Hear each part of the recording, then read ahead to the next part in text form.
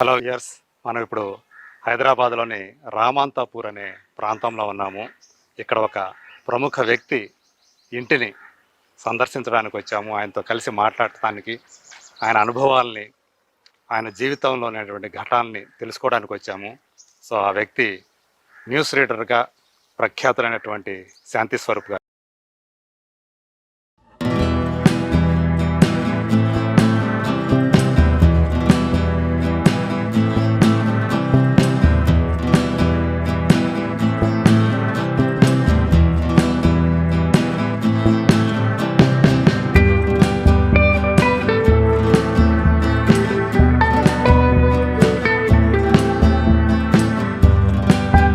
1983లో ఆయన న్యూస్ రీడర్గా తన ప్రస్థానాన్ని ప్రారంభించి 2 దశాబ్దాలకు పైగా తన గాత్రంతో ఆ న్యూస్ అందించి ప్రజలకు ఎప్పటికప్పుడు ఆ వార్తల ద్వారా ఆయన చేరువయ్యారు. న్యూస్ రీడర్ అంటే మనకి మొదటగా గుర్తించే వ్యక్తిగా ఆయన పేరు పొందారు. సో ఇప్పుడు ఆయన ఇంటికి వచ్చాము. రామాంతాపూర్లో రోడ్ నెంబర్ 1లో ఆయన ఇల్లుంది. A1-5. సో ఇప్పుడు ఆయన ఇంటి గేటు దగ్గర ఉన్నాము. ఆ ఇంటికి మేఘవ్య అనే నేమ్ బోర్డు మనకి కనిపిస్తూ ఉంది. సో చాలా ప్రశాంతమైన వాతావరణంలో సో ఈ ఇల్లు మనకి కనిపిస్తూ ఉంది. సో గేటు లోపలికి, ఆ ఇంటి గేటు లోపలికి వచ్చాం. ఇక్కడ ఆయన తన చిన్న కుమారుడు, ఆయనకి 2 కుమారులు, అందులో చిన్న కుమారుడితో కలిసి ఆయన ఇక్కడ ఉంటున్నారు. సో ఆయన తెలుసు మనకి, ఆయన సతీమణి రోజారాణి గారు ఇప్పుడు లేరు. సో 2009లోనే ఆమె పరమపదించారు. సో పెద్ద కుమారుడేమో యుఎస్లో ఉంటారు. సో తను ఇక్కడ 2016 నుంచి ఇంట్లో ఉంటున్నారు ఆయన.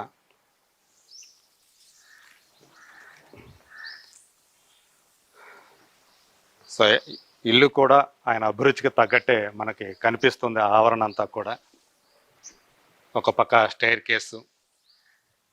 సో ఇంటి ఎలివేషన్ కూడా మీకు చూస్తే ఆయన అభిరుచిని ప్రతిబింబించేటట్టు మనకు కనిపిస్తూ ఉంది. సో ఇది శాంతి స్వరూప్ గారి కారు, హోండా కారు. సో అలా మనం ప్రధాన ద్వారం దగ్గరికి వచ్చాము.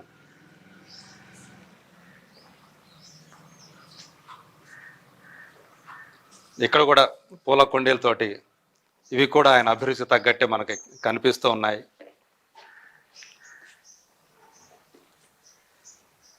మనిషి అంత సింపుల్, ఆయన ఇంటిని కూడా, ఇంటి ఆవరణను కూడా అంత సింపుల్గానే ఆయన పెట్టుకున్నారు. సో ఇది ప్రధానమైన హాలు. ఆ హాలులో శాంతి స్వరూప్ గారు కూర్చొని ఉన్నారు. ఆయన కుర్చీ అయింది.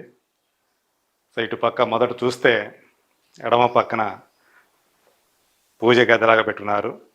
సో పైన అందులో దేవుళ్ళ దేవతా విగ్రహాలతో పాటు తన ధర్మపత్ని రోజారాణి గారి ఫోటో కూడా మనకు కనిపిస్తూ ఉంది అక్కడ.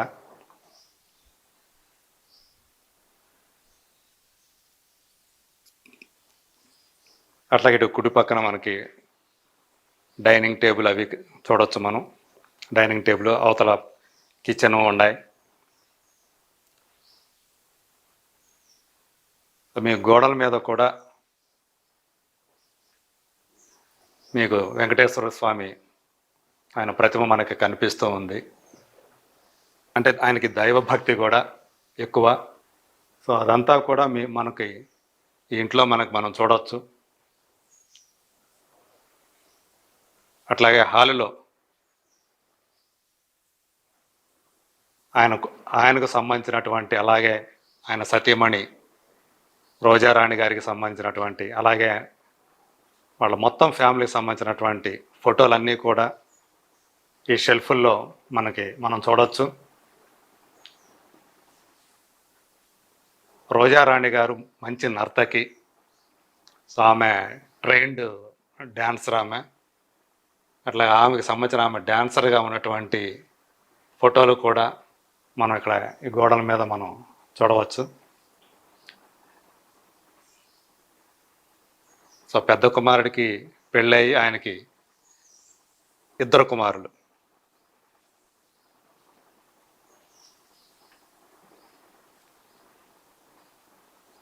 సో అట్లాగే ఇక్కడ వినాయకుని విగ్రహం మనం చూడొచ్చు.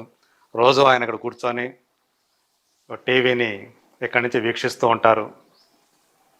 సో ఒకప్పుడు తను ఏ టీవీ ద్వారా అయితే, ఏ మాధ్యమం ద్వారా అయితే ప్రజలకు చేరువయ్యారో ఆ మాధ్యమంలో వచ్చినటువంటి ఆ మార్పుల్ని చూస్తూ గమనిస్తూ సో ఆయన కూడా ఆనందిస్తూ ఉన్నారు. సో ఇదంతా కూడా ఆయనకు సంబంధించిన ఒక ప్రపంచం అని మనం చెప్పుకోవచ్చు.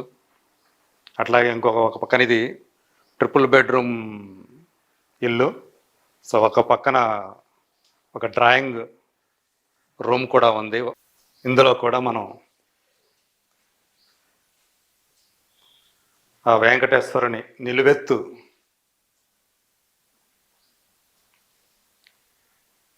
చిత్రపటం మనం చూడవచ్చు ఇక్కడ. అలాగే పైన రోజారాణి గారు డ్యాన్స్ చేస్తున్నటువంటి ఆమె ఫోటోలు. సో చక్కని కళాకృతులు, ఒక పక్కన షెల్ఫ్లో చక్కని కళాకృతులు.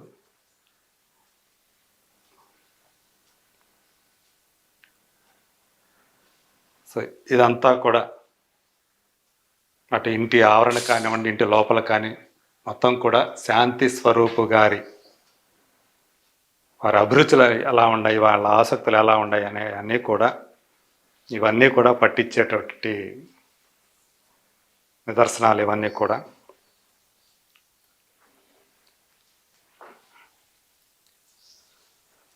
నమస్కారం శాంతి స్వరూప్ గారు. నమస్కారం. సో ఈ ఇంట్లో మీరు ఎప్పటి నుంచి ఉంటున్నారు సార్? ఇక్కడ నుంచి ఇది కట్టింది 2004 అలా అవుతుంది. ఓకే. నేను 2009 తర్వాత వచ్చాను ఇక్కడికి 2009 తర్వాత వచ్చారు.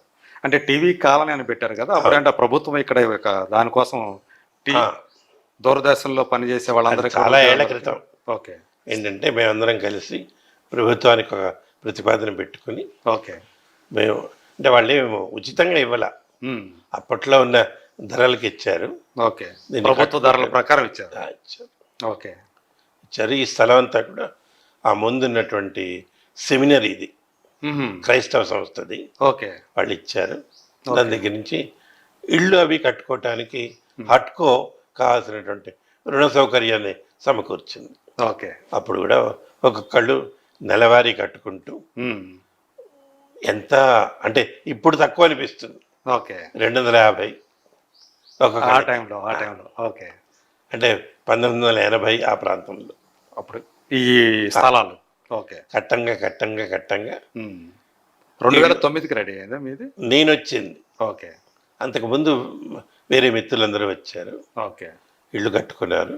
అప్పటికి రోజారాణి గారు ఉన్నప్పుడే వచ్చారా? ఓకే, అంటే వచ్చిన కొద్ది జరిగింది అది. ఓకే. సో ఇదంతా ఇదంతా కూడా చూస్తే ఇదంతా మీ అభిరుచికి తగ్గట్టు చేసుకున్నదేనా ఇదంతా కూడా? నిజం చెప్పాలంటే ఇదంతా ఆవిడ అభిరుచి అంతే. ఓకే. చెట్లు కానీ, పుస్తకాలు కానీ, ఈ బొమ్మలు కానీ, అంటే ఇవన్నీ కూడా ఈ జ్ఞాపికలు ఏవైతే ఉన్నాయో ఎక్కువగా తనకు వచ్చినవే. ఓకే, తన జ్ఞాపికలు కాబట్టి నా జ్ఞాపకాలుగా అట్టు పెట్టారు, అట్టు పెట్టుకొని. ఓకే, అలాగే మొత్తం చూస్తే మీకు ఎక్కడ చూసినా రోజారాణి గారు కనిపిస్తున్నారు. ఏ గదిలోకి వెళ్ళినా కూడా, ఇటువైపు ఏ గోడ మీద చూసినా కూడా. సో ఆమెను ఇప్పటికీ కూడా అట్లా మీ మనసులోనే కాదు, ఇటు బయట అంతా కూడా సహధర్మచారం కూడా అంతా వ్యాపించే ఉన్నారనమాట ఇక్కడంతా కూడా. నైస్ సార్ అది. సో ఇక్కడ మీరు మీ చిన్న అబ్బాయి, తన పేరు ఏంటంటే అబ్బాయి పేరు? అవ్యయ. ఇప్పుడు అక్కడ పేరు ఎవరిది? అది మేఘ. ఇద్దరు కలిపాము. మేఘాంశ్. పెద్ద అబ్బాయి పేరు మేఘాంశ్. ఓకే. చిన్నవాడి పేరు అవ్యయ. సో అందుకని మేఘావ్య అని పెట్టారా? సో అదే మీకు గుర్తుంటే రాతి మేఘంలో హీరో పేరే మేఘాంశ్. ఓకే.